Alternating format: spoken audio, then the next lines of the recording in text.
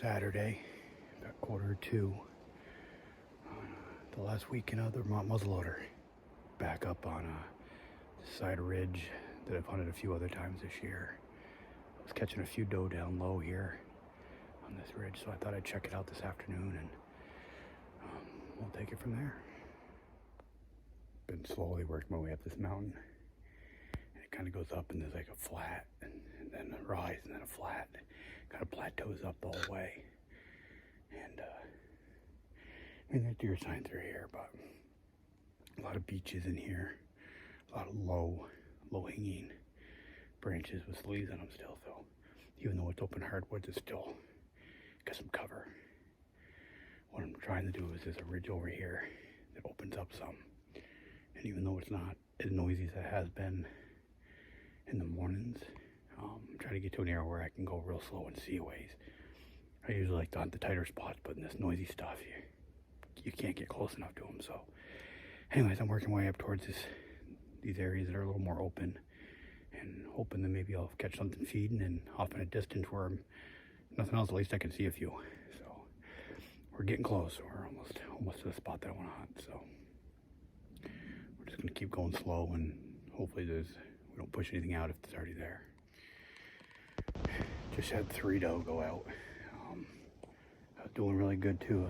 I was just getting to this bowl that I could see across, and I just got to the edge of it, and I was looking, and about the time I saw them, they saw me, and they took off down the mountain. So at least I saw some. I was in the right area.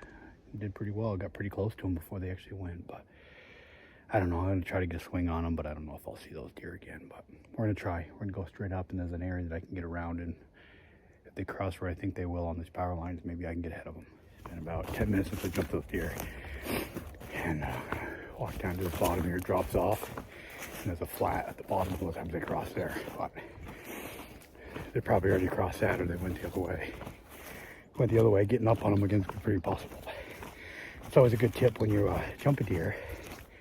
A lot of guys will go straight after it, and if you know the terrain and you kind of know what they do, so at times you're better off to make a big loop and try to get ahead of them. I've shot many deer doing that. Sometimes you gotta go out a couple hundred yards, swing parallel where you think they're gonna come on, try to get there before they do.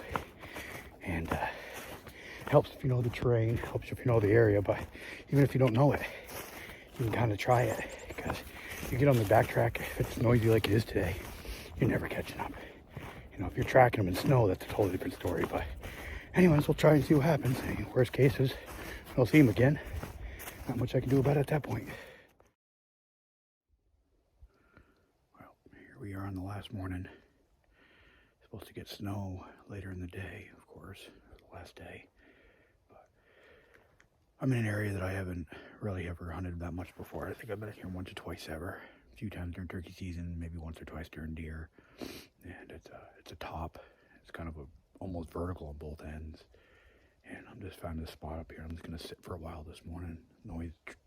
So noisy in the woods, it's hard to move around. So I'm just gonna sit here for a while where I have a good field of view and see if I catch anything. There's fields down this way, so I'm wondering if they're feeding and coming back up around this ridge. But I'm gonna sit here for a while this morning until I get cold, and then we'll move along and see what else we can find.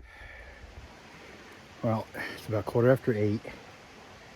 I sat in my spot for a little bit, and I'm just not a good sitter, so I got down and I started moving, and I worked down into this bottom, and I just walked up on a couple of doe feeding, and just put one down. Looked like a pretty good doe. The unfortunate part is I don't know how I'm gonna get her out of here. I'm in a vertical valley. But let's walk up there and see. She was kind of facing away from me. She looked over her shoulder. The only shot I had was her neck, so she dropped right there. But we'll walk over and see what we got, and we'll go from there. Last day of the season though, so that's my all tagged out. Now I have the rest of the day trying to get her out of here, but we'll worry about that part once we get over there, and we'll check her out first.